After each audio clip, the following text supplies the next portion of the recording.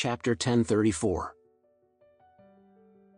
Adam Smith's expression stunned when he heard the whole individual, but he didn't expect the young master's methods to be so cruel. However, when I think about what this group of people are doing is completely devoid of conscience, this method of death is already very fair to them. If such a scumbag is placed in ancient times, it must be executed soon. So he didn't have any hesitation anymore, and immediately said to the two men in black next to him, "You two, remember to cut the wound more densely."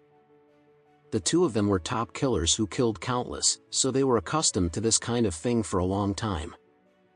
So the two immediately took out their knives from their pockets and walked towards Han without expression.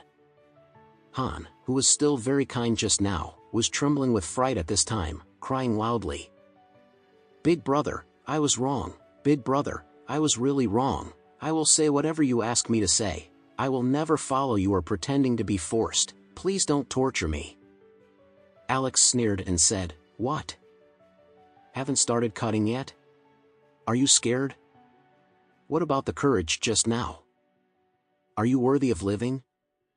Han panicked and said, "Brother, you can hit me twice, even if you kill me now. I beg you, don't torture me.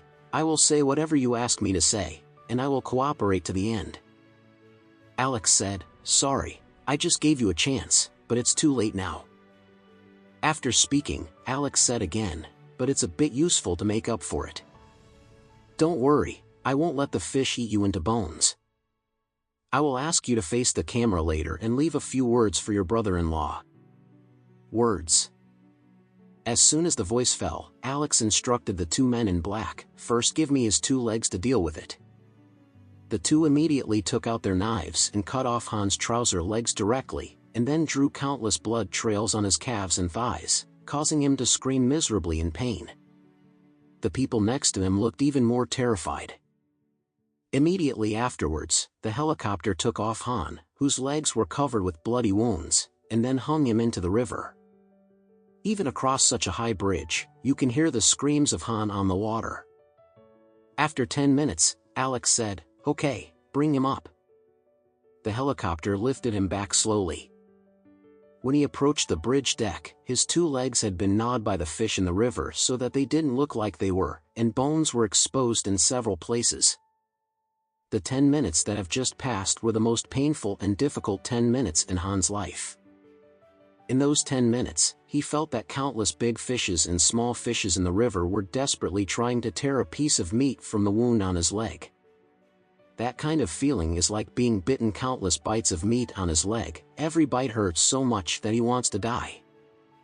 Now he has only one thought in his mind: no matter what, he can no longer be thrown into the water. So no matter what Alex asked himself to do next, he would not dare to have any disobedience. The man in black caused Han, who was so painful to collapse, to kneel next to the others. Alex looked at him and asked, "How do you feel?" Han cried bitterly, "Please kill me, I really don't want to live." Alex shouted coldly, "I'll give you another chance now. You can answer whatever I ask you. If you answer well, I will give you a happy answer. If you answer badly, you will be embarrassed." Han nodded as if pounding garlic, crying and said, "Big brother, ask, and I will answer all questions you ask."